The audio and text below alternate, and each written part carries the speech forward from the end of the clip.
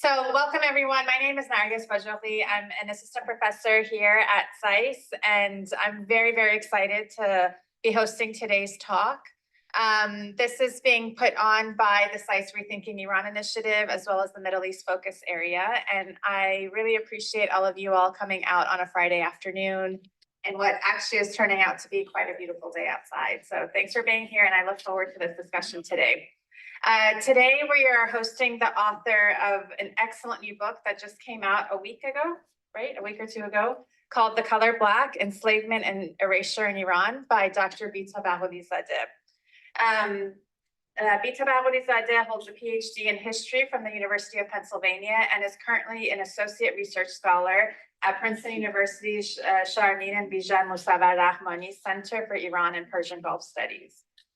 Her first book, The Color Black: Enslavement and Erasure in Iran, which was just published by Duke University Press, examines questions concerning race, gender, historiography, and visuality through the lens of enslavement and abolition in the 19th and 20th centuries. The book traces the domestic and royal enslavement of East Africans during the 19th century and the aftermath of abolition in Iran. Although enslavement was only formally abolished in Iran in 1929, Iranians popularly deny any history of slavery while still hanging on to racist anti-Black vestiges in their everyday culture. Through a close examination of photography, archives, architecture, paintings, theater, written documents, and more, The Color Black not only argues that Iranians had a dynamic understanding of race and racialization during the 19th and 20th centuries, but also explains why the erasure surrounding these issues remains so pervasive. The Color Black has already received the Scholars of Color First Book Award from Duke University Press upon its publication. Beeta's scholarship has been published in the American Historical Review, Comparative Studies of South Asia, Africa, and Middle East, and Lateral, the Journal of Cultural Studies Association. Her work has been profiled in mainstream media, including CNN, BBC Persian, The Independent, Al Jazeera English, Huck, and other global platforms, including the United Nations. Prior to joining Princeton, Beeta was an assistant professor of history and critical Black studies at Bucknell University. Her research has been supported by the Social Science Research Council, and she's also been a research fellow at the Bard Graduate Center and a regional faculty fellow at the University of Pennsylvania's Wolf Humanities Center. Without further ado, I want to introduce her, and I cannot wait for this conversation and her presentation because this book is incredible, and I'm so honored that she's here with us to share her findings and her work with us today. So please help me in welcoming Beeta.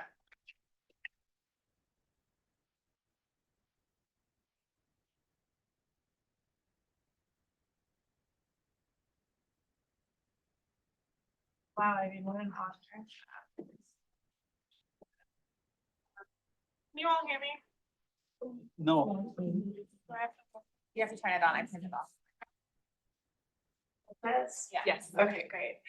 Thank you all so much for coming on this beautiful Friday afternoon. I want to thank Dr. Bajoghli and her team at Rethinking Iran and also the Middle East focus area for inviting me here today, and really for all the work they've been doing for dispelling myths and thinking about Iran in a much more nuanced way. So thank you all so much for the work that you do here at SAIS. So my book just came out, The Color Black: Enslavement and Erasure in Iran.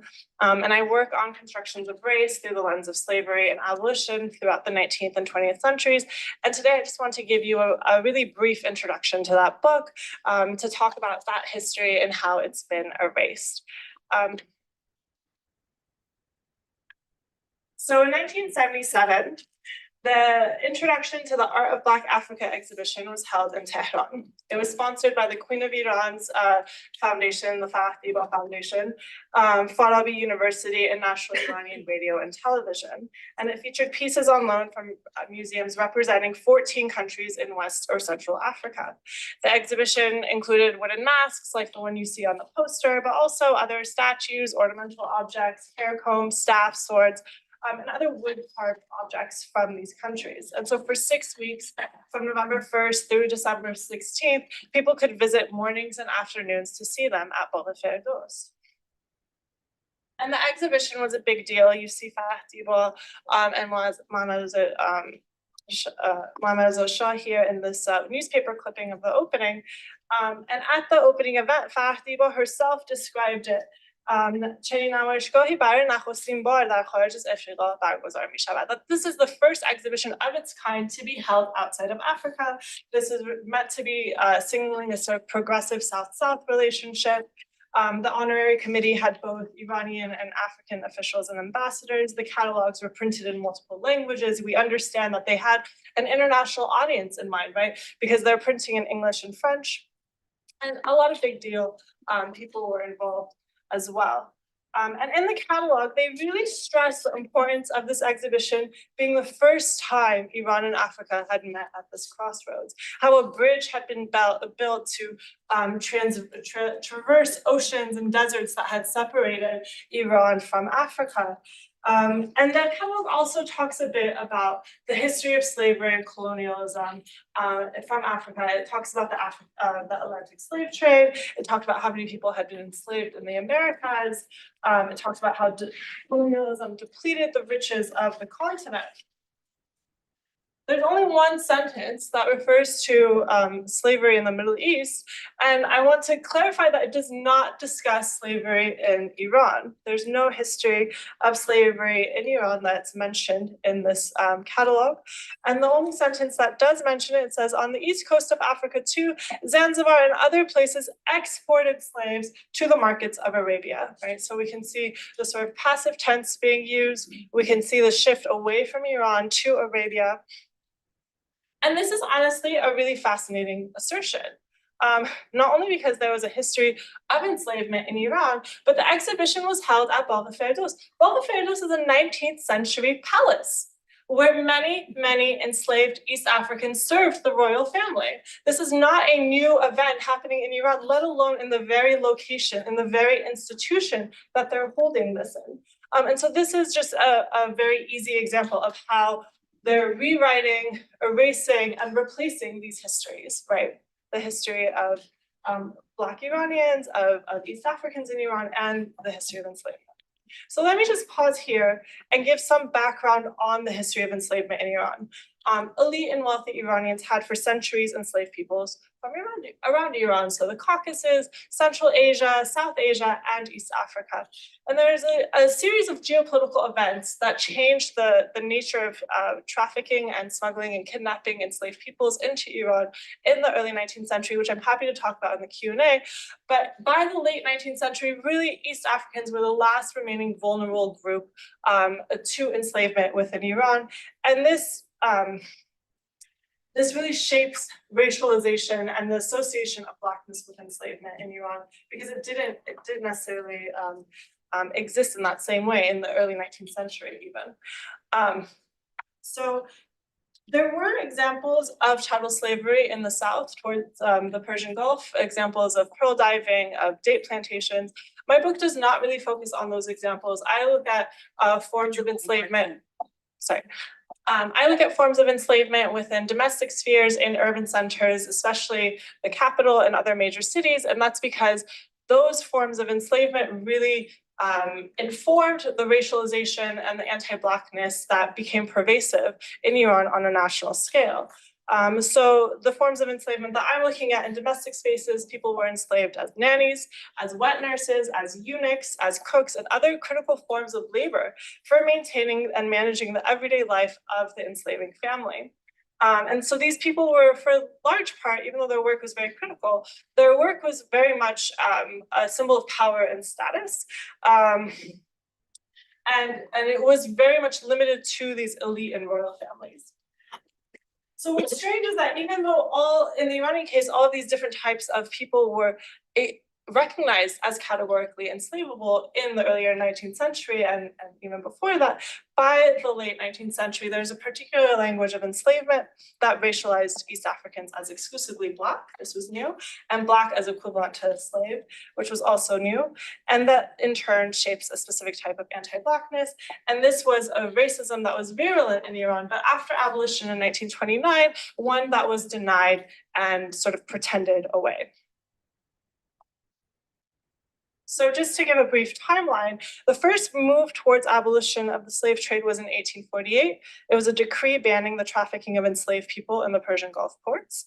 And then 70 years later, the Iranian parliament passed a law freeing all enslaved people in 1929, and that really brought the end of legal enslavement in Iran. So this, I define this sort of 70-year period as a period of forced visibility. That enslavement really rested on the ability to see people as enslaved, which is why their Blackness became so highlighted as a marker.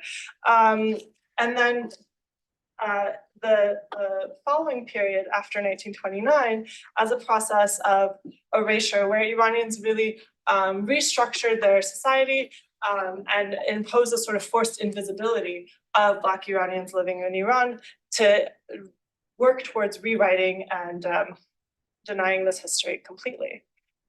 And so because my work looks at the legacies of the history of enslavement, I look beyond the 1929 date to almost the present day, and look at how, and I've split the book into two, and you can see how the first half of the book really focuses on enslavement, and the second half of the book focuses on erasure and the afterlives of these erasures. And I just want to share that this isn't how my research started. When I first started working on this project over 10 years ago, I think I wrote this maybe 2 years ago. It's been 12 years now, right, that I've been working on this project.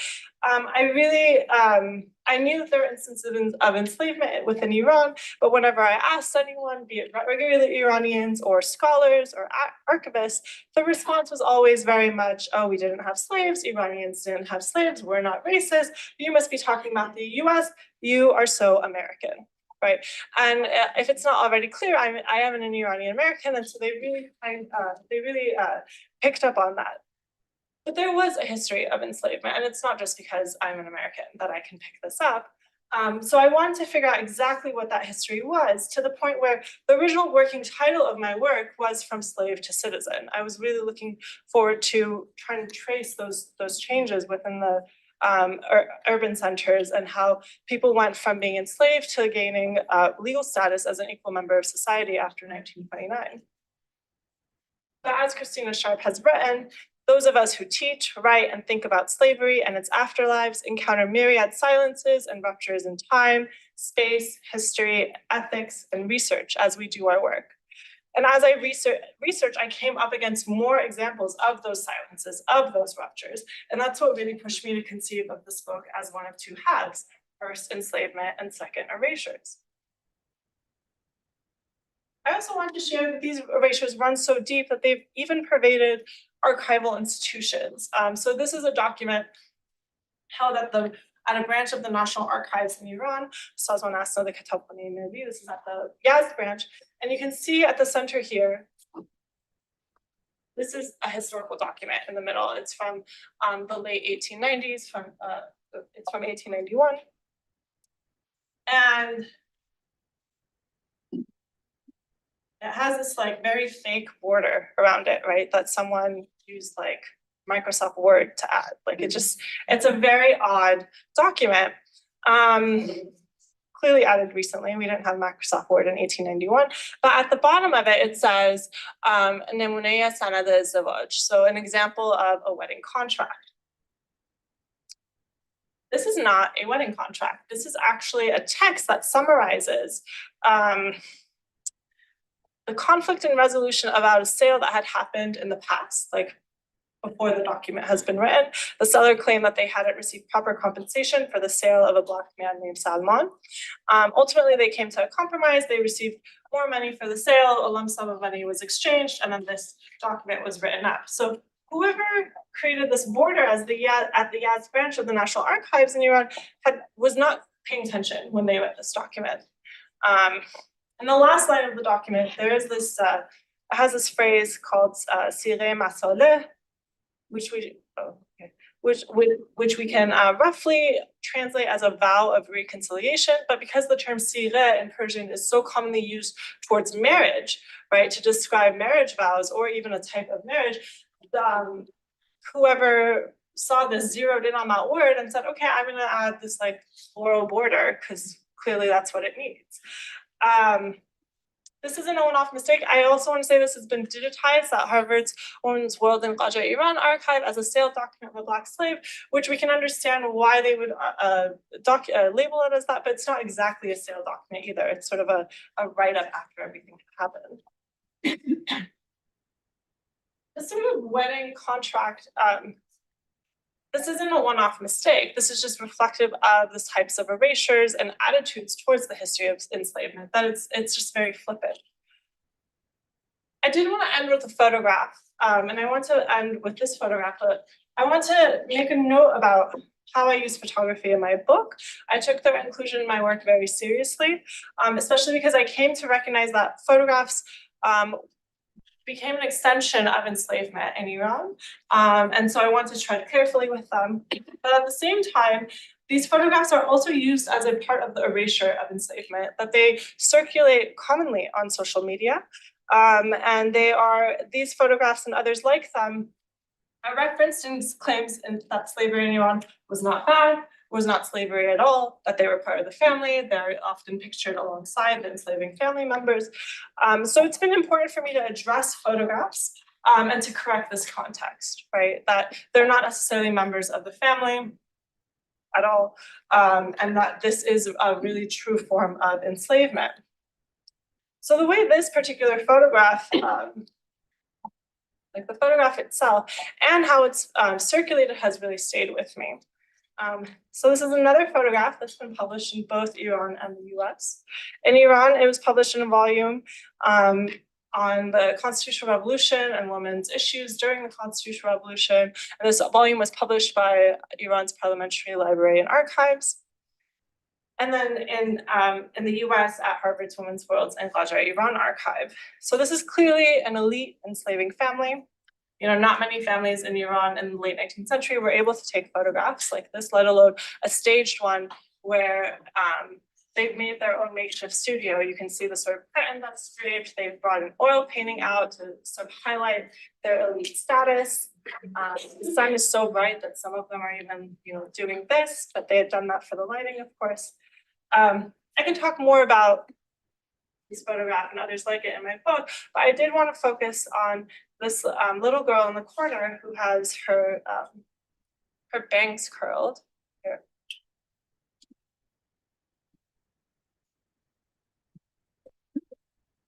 So in the Parliamentary Archive volume, this little girl is identified as Juju, which is a term of endearment. It's used towards children. It's a diminutive of the word juje, which is chick. So it's like a little chick. It's supposed to be sweet. It's a little childish. But the digital archive at Harvard, she's given a much more vulgar name. She's given the diminutive for the Persian word sus, which means cockroach. And so she's labeled as Suski. And this really sat with me. How did two different archives get such different names? Neither of these is a name, right? We can't really even call them nicknames. Why do they have such different connotations? And who's giving them these names?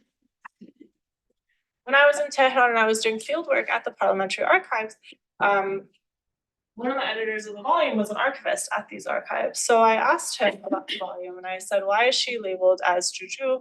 I've seen her with other names elsewhere. Also, Juju is not a name. And he sort of shrugged and said, better than no name at all. And the question arises, better for who? Who are these records for? And who is this history for? So those are the questions that I want to leave with you all today. Thank you all so much, and I look forward to your questions and comments.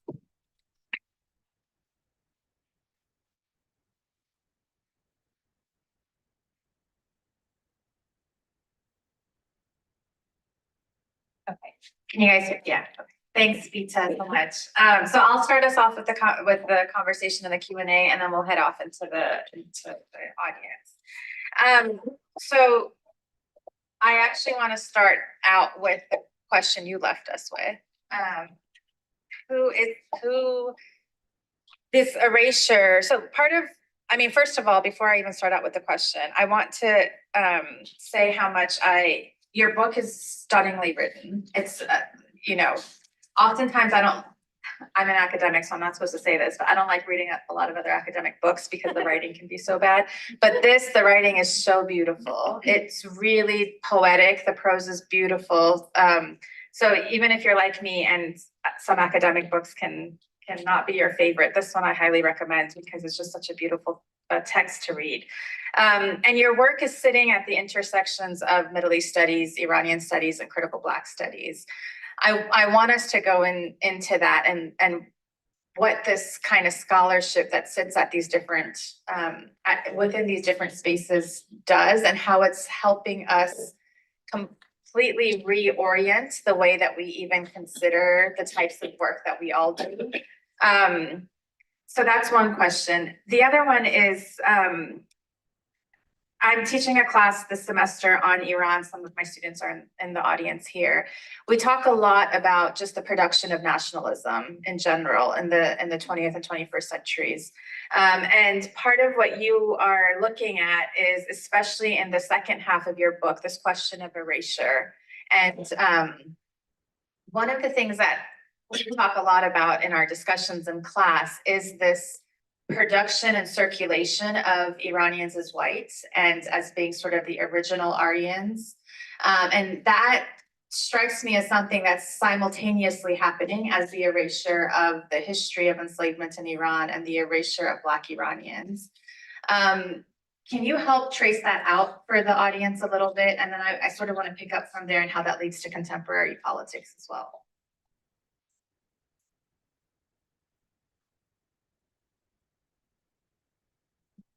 So much. Thanks for these really kind comments and generous comments about my writing. It was really important for me to honor the histories that I was writing, and I wanted to make sure that people read them. And so I also don't like reading academic writing, you know, and I really wanted to make sure that we could remember them and honor these histories in a way that would help us, you know, move forward into the future in a better way. And so that brings me to, who are these histories for? I'm sure you all in the audience have some ideas of who these histories may be for, but it came out with an academic press. So in part, it is for an academic audience, for, you know, our colleagues to really think about what sort of erasures they're amplifying in their work when they're not addressing Blackness, when they're sort of tiptoeing around the question of enslavement, which has been a sort of trigger in Middle East studies, in particular the study of history. It's been, you know, sort of bifurcated between people who are sort of Islamic, openly Islamophobic, versus people who want to sort of shield the Middle East from attacks of racism. And so I see my book as part of this academic generation of people who want to say, okay, we understand, but there is a dynamic analysis that needs to be done about race, and it does not need to feed into either of these binaries, right? That race is something that's a real category, just like gender, religion, ethnicity is as well. And this is a history that needs to be understood, especially in my work. I really emphasize that Iranian nationalism was built on this erasure of enslavement, right? And I'll get back to that in a second. But beyond the academic community, and this is also why I wanted to write it in this particular way, is I wanted it to be written for both Iranian audiences in diaspora, but also sort of the transnational Black audience as well. And that's been a really important part of my work. And I know my work has circulated within different communities and different book clubs. And it was important for me to make sure that this work was accessible. You know, people obviously note that I'm not Black. And so for me, yes, we need more Black voices writing these histories.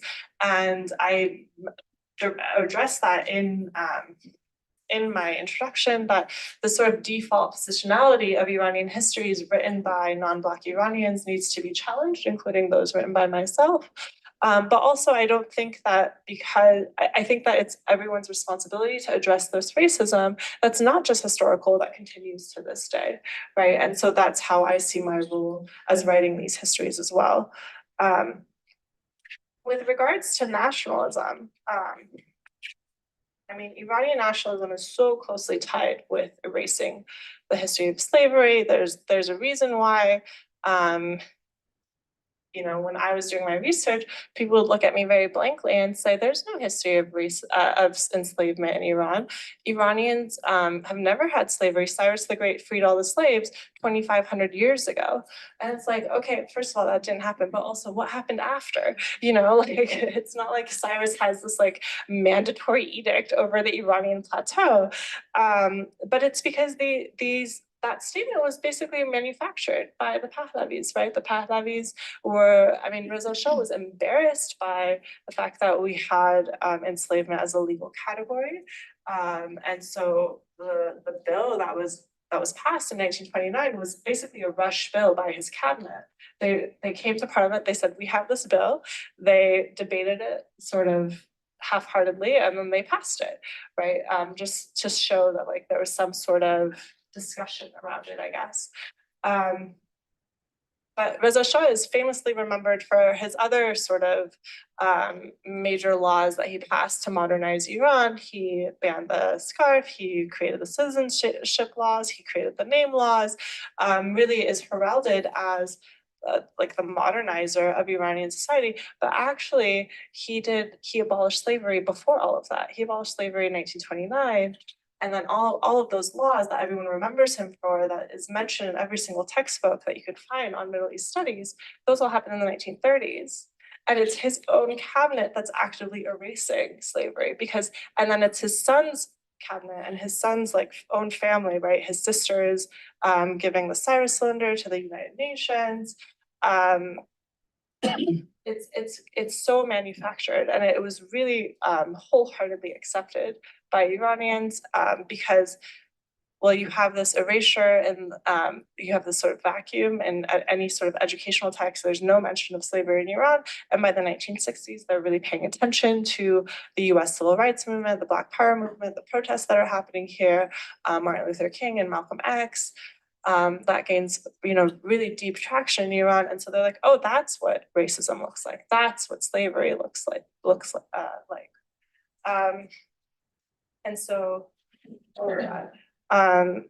the question of whiteness, of course, we have Nila Maqbooleh in the audience who wrote The Limits of Whiteness, and I mean, she knows this better than I do. But in the 19th century.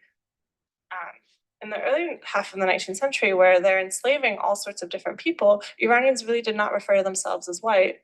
White was a category of enslavement that was an adjective used to describe Central Asians and Caucasians. But what happens by the late 19th century is that adjective is sort of, you know, let go, right? It never becomes a noun in the same way that Black as a category of enslavement becomes a noun. It's used as both an adjective and a noun by the late 19th century. So you have like a sort of more rigid understanding of who that person is, right? And the sort of association with enslavement. And that's when Iranians start to describe themselves as white, because they've let go of this binary of enslavement. And so now you have white as a free category, right? Or sort of, and Black as an enslaved category. I want to get to, I'll do one more question and then I'll open it up. I want to get to what you mentioned sort of in the middle of your answers, which was about how in the lead up to the revolution in Iran in 1979, and then also in a lot of the like very current history right now, within Iran or its diaspora, they'll point to Malcolm X or they'll point to the civil rights movement in the United States as something that they have been inspired by in order to help the revolution happen in 79 in Iran, as well as sort of thinking about questions of American imperialism. But as you have argued in some of your more recent work, including in this book and in other pieces that you've written, it's a really interesting displacement that they do where it's like, that's where the racism is. We can be in solidarity with that, but then it is never looking at the active erasure of not, slavery within Iran, but then also the active erasure of a fairly significant population of Black Iranians that continue to live and be a part of the communities in Iran, but it is always sort of pushed into the background. And so being in solidarity is something that happens in a transnational way without ever having to look into the history of what was done, and continues to sort of be at the forefront of erasure within the country itself. I mean, can you like expand on that? Because I think that the arguments you're making there are like amazing arguments, and they're ones that, again, I think are like pushing, because I think from Iran and from the perspective of the Middle East, it's like, let's be in solidarity against American racism. Let's be in solidarity against American imperialism. Absolutely. And the entire time, it's a complete erasure of dealing with their own history of these kinds of issues. Yeah, absolutely. And I mean, obviously it didn't start with the Islamic Republic. Like Farah Diba and the Pahlavis are doing this with their exhibition, and they're getting buy-in from these African ambassadors that this is the first of its kind of any sort of cultural meeting between Africa and Iran, while doing it in a literal place of enslavement. I mean, the Islamic Republic, sort of holding itself up as the champion of Black Americans, of anti-racism. It's so critical to some of their rhetoric. When I was doing field work in Iran, a lot of the sort of earlier BLM protests were happening, and that was on the nightly news, right? It was such a part. It was maybe on the news in Iran a little more than I would see in the U.S., even though I was following the American news, right? It's such a part of the rhetoric of deflection, of sort of being able to assume a sort of superior stance against the U.S., but it really requires this erasure. It really requires this memory of any sort of history of enslavement being erased, and of Black Iranians being erased. In the 19th century, there were census records that counted enslaved Black people, but in the 20th century, we don't have those sorts of numbers for people who are visibly Black, people who are of African ancestry. They're not lumped into a separate category. They're sort of just counted amongst the Muslim population, because many of them are Muslim. And then also, I should add, the erasures come from all different sides, right? There's the erasure of the government, but then there's also the erasure and the silences that the enslaving families will offer, which I talked about a little bit, but also the silences amongst the Black Iranian community. Like, this is a very it's not a very open conversation up until recently. And I think there's been a lot of movement on social media. I think the Collective for Black Iranians did some of that work. But there are other artists and filmmakers who are also trying to reclaim these histories. But because enslavement was so stigmatized, right, it never existed. It really provided no space for a lot of these families who are now citizens. I say they were legally equal members of society, and I say that because there was no sort of Jim Crow law or any sort of equivalent of that in Iran at the time, but socially and economically very much disenfranchised in the plethora of ways, right? Even the name laws, where any Iranian you meet, unless they're royal, their name was something that they came up with themselves in the 1930s, and they walked up to the notary and they said, "That's the name I want," which is what my great-grandfather did with my last name. But with people who are visibly Black, a lot of the notaries would give them sort of pejorative last names, right? Or names that linked them identity-wise to a history of enslavement. So it was something that was very much taboo and not discussed. And so you have a lot of sort of documentaries rediscovering Black Iranians. There's like a new one every 10 years. And then it sort of goes quiet and no one's really picking it up. And it gives any government, be it the Pahlavis or the Islamic Republic, a lot of room to say, look, we don't have any. It's just anyone who's visibly Black, it's just because the sun is hotter in the south. That's why they're so tan, right? That's sort of the explanation away. I mean, the deflection is constant. Like, it started in 1979, famously with the hostages. They let go of all the Black Americans who had been held hostage in the name of, anti-racism. Almost all, just one they kept, but it continues even to this day. I want to open it up to the floor or anyone who might have questions. Nada.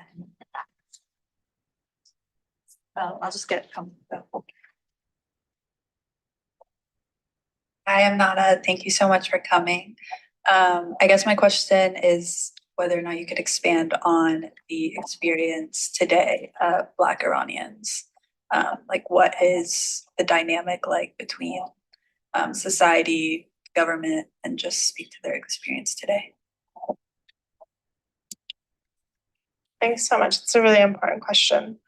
There are small communities of Black Iranians throughout Iran, but they're most visible and most significant in the Gulf ports. So you see communities of Black Iranians in Bandar Abbas and Bushehr, in Bandar Lenge, and other port cities along the Gulf.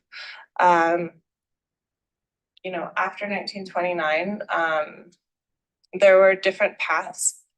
Like, their freedom took different paths. So some were married off to relatives as like a second or third wife. Some were sort of relocated to villages where they maintained a sort of relationship with the former enslaving family. They're no longer enslaved, but they're still sort of in a position of servitude towards them. And then you have these sort of like merchant and labor communities in the south, which were both of free and unfree sort of ancestries throughout the 19th century even, right?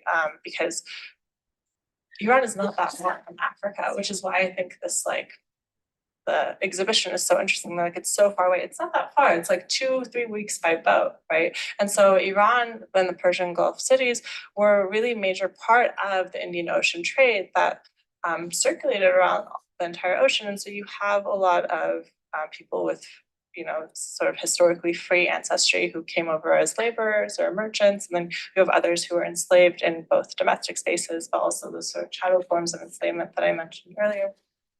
I'm not an anthropologist, right? But it's very visible, the sort of economic differences within the city, right? You have sort of these like beautiful high rises being built in Bushehr. They're very much occupied by people who are visibly not Black, who are referred to locally as white. And then you have sort of the older neighborhoods. Some of the homes are a little grander, but that's because that was the home of the enslaving family that's been abandoned. And then sort of formerly enslaved family took over that home. Yeah, I mean, unfortunately, there's no sort of like numbers I could give you. There's a number that circulates on the internet that like the South is 10 to 15% Black. And I have no idea what I don't know what that means. I don't know what the South is. I don't know who did this number. Like, is someone just standing in the bazaar in Bushehr and be like 1, 2, 3? Like, it doesn't make any sense. And it's really sad that we don't have those numbers. But also, there's so many different ways that people identify.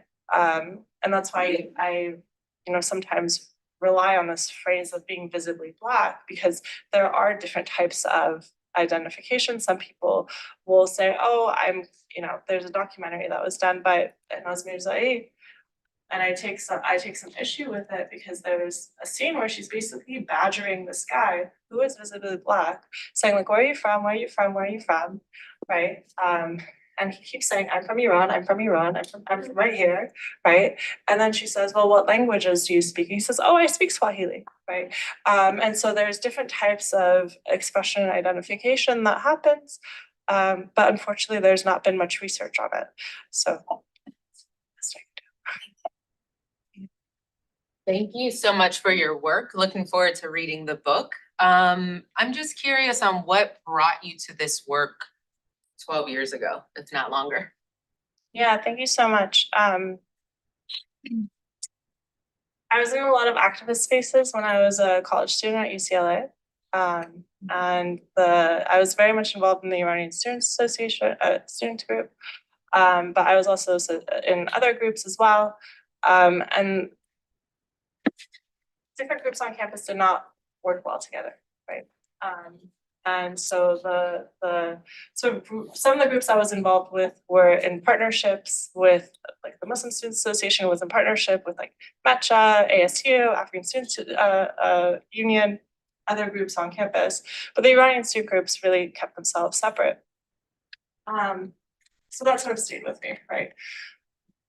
In 2012, I heard a talk by Eve Trott Powell, and she was working on, she has 2 books, and at that time she was presenting on her second book. Both of them are about the history of enslavement in Egypt, and so with regards to the Sudanese in Egypt, right, and histories of colonialism and empire. And I was just so moved by her talk, right? And afterwards I said, you need to work on Iran. And she said, oh, I'm not going to work on Iran. And I said, well, if you don't, I will. And she said, is that a deal? And I said, absolutely. Because I really believed that the work needed to be done. And she ended up being my advisor for the PhD. And that's where I got here. Other questions? Reading your book and reflecting on your phrase, the afterlife of erasure, I think it has a special resonance in diaspora academia, because your book is also telling a class story and it's about elitism. And so I wanted to hear if you could offer some remarks about your experience of doing this project in a diaspora environment in academia that is shaped by elitism. Doing this project, sorry, there are a lot of words. In a diaspora environment, in academia, which is an elitist environment.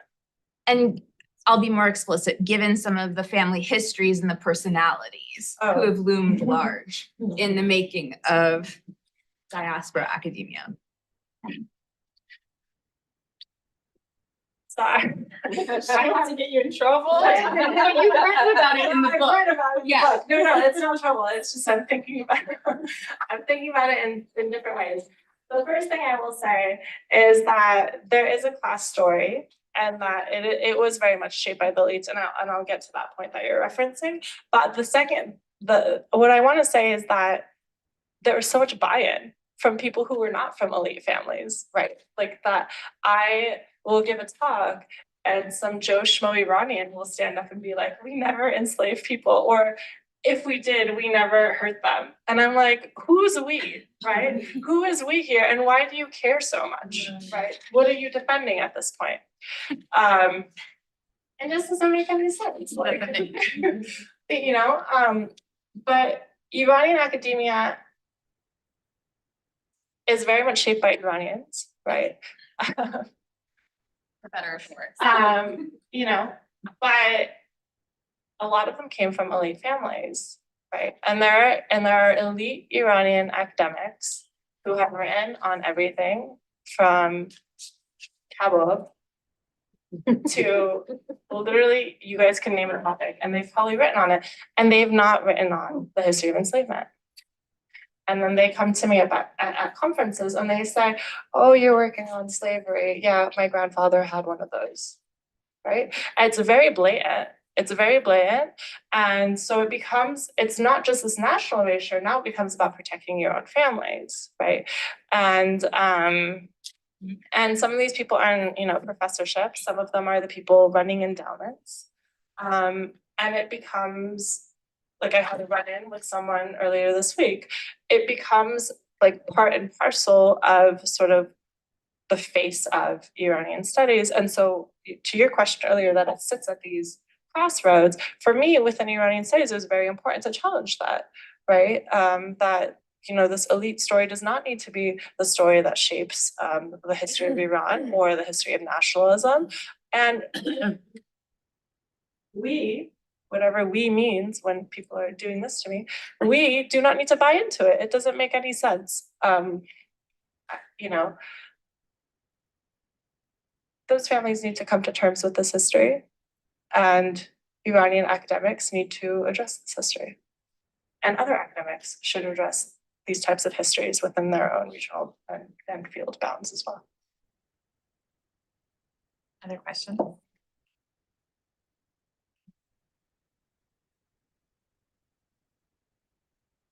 Yes.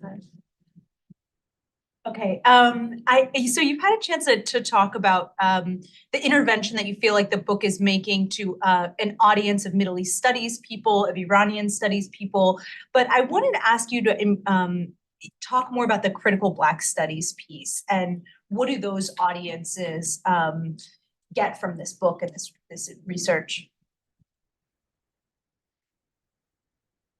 Yeah, thanks for that question.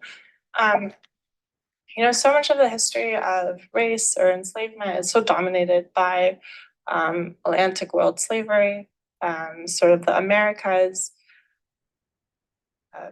I really want to put these regional histories in conversation with that, to show that this is, you know, a global story, that there is a type of global anti-Blackness that really becomes cemented in a particular way, maybe earlier in other parts of the world, but by the 19th century is really happening everywhere, and make some room to open up more histories from other parts of the world, right?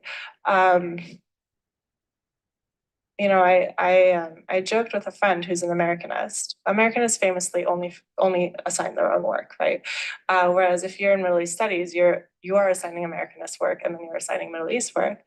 And so I was telling her, like, I'll assign your work in my class, but are you going to assign my work in your class? You know, and she's like, I will. And so I do want to make more room for that kind of collaboration and exchange. And I you know, I don't want to say I work deeply, but like I reference, you know, intensely, you know, scholars of critical Black studies from the Americas and other parts of the world.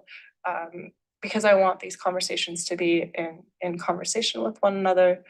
And also, you know, there's like smaller interventions that I make that I think are important. So like this question of visibility, and how visibility is operating as like a key racial factor, and how it's operating to define enslavers versus the enslaved.